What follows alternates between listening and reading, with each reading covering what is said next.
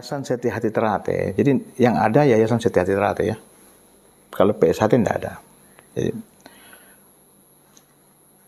sejatinya Yayasan Setia Hati Ternate ini masih berproses ya terkait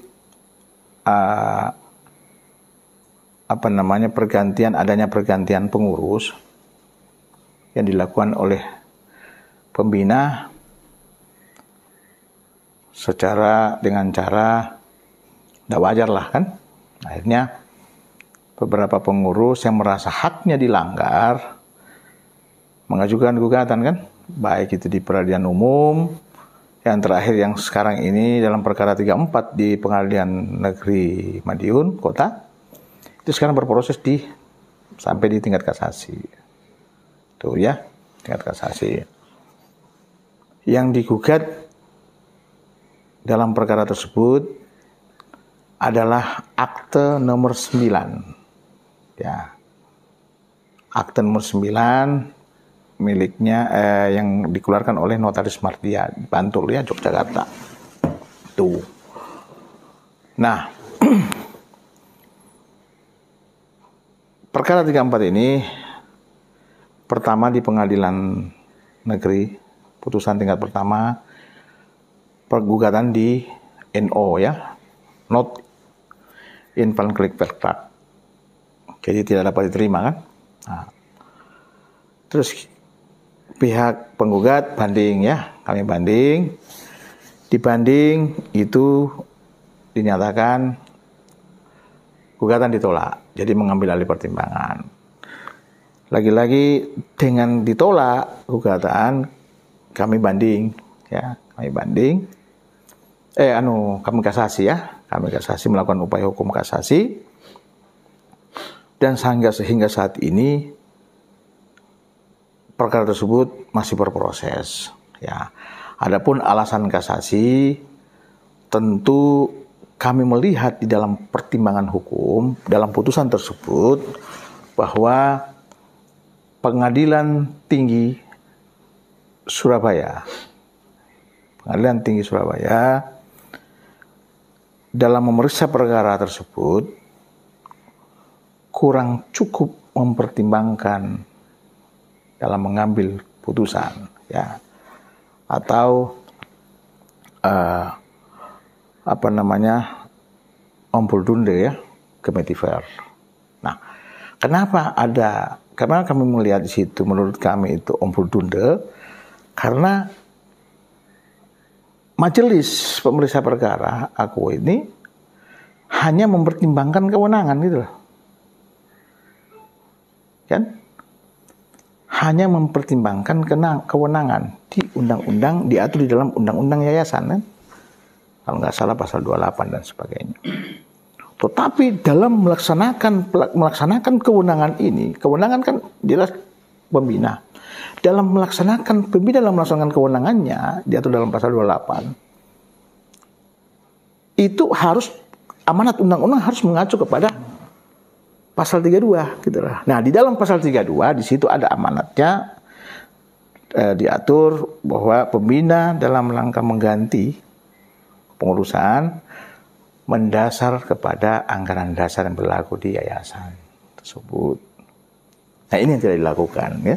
Anggaran dasar mengatur itu yayasan harus mendapatkan persetujuan dari pengurus, rapat pengurus lengkap PSHT ya. Sebagaimana instrumen ini dilakukan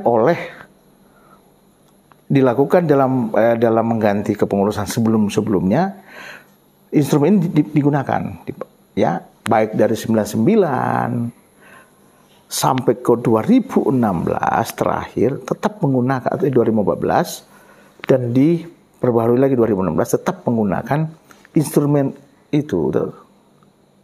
Ada SK dari keputusan dari organisasi PSHT. Kenapa? Karena memang yayasan ini miliknya Ternate kan, miliknya organisasi. Ya, bukan milik perorangan, kelompok orang, tidak. Itu milik organisasi, sengaja didirikan untuk mengelola aset milik organisasi. Jadi dititip lah kan, titipan lah. Baik itu yang benda bergerak maupun tidak bergerak kan. Tuh. Kenapa? Karena PSHT sendiri lagi-lagi tidak berbadan hukum. Jadi kalau urusan spesimen di bank, nggak ada akta pendiriannya kan. Nggak bisa atas nama PSHT rekeningnya itu gitu loh. Itu. Jadi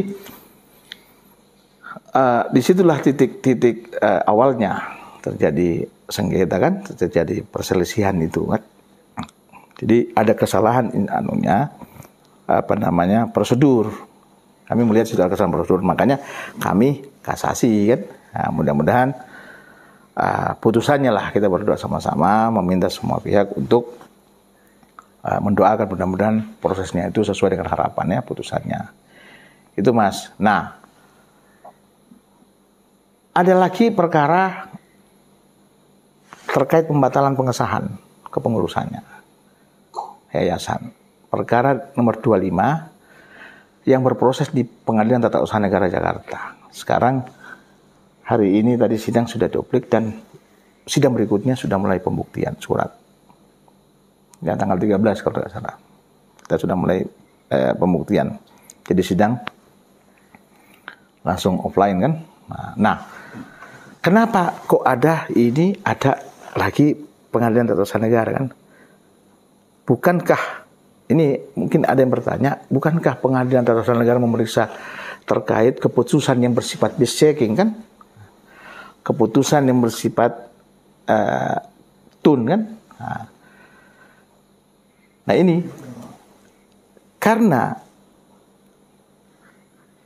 pengesahan tersebut, kepengurusannya mereka ini memang disahkan 2017. Tetapi kita ketahui bahwa telah dilakukan, setelah ada pengesahannya, setelah ada gugatan pada saat kita insakel di pengadilan negeri kan, dalam perkara 34. Jadi itu. Jadi yang digugat itu perkara akte nomor 9 yang muncul akte nomor 10 gitu loh. Jadi sedikit ada legenda kan.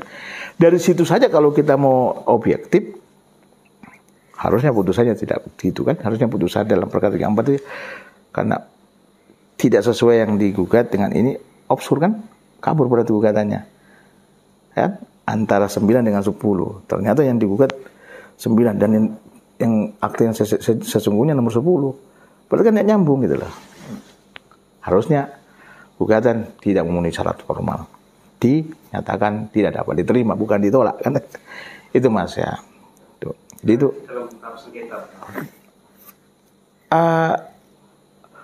kepengurusannya. Jadi bukan sengketa sejatinya bukan. Kepengurusan.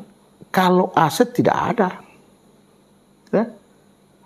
Tidak ada perkara satupun yang bersengketa terkait aset.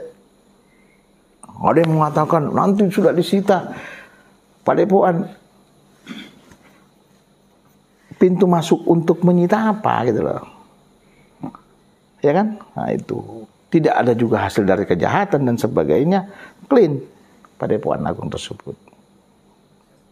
Ya kan? Itu terkait ya. Jadi semua biarlah berproses. Ya, berproses. Tunggulah.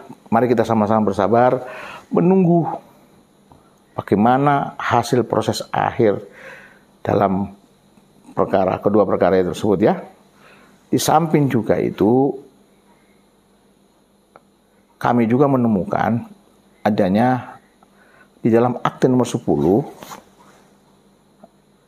adanya penggunaan SK yang jadi begini.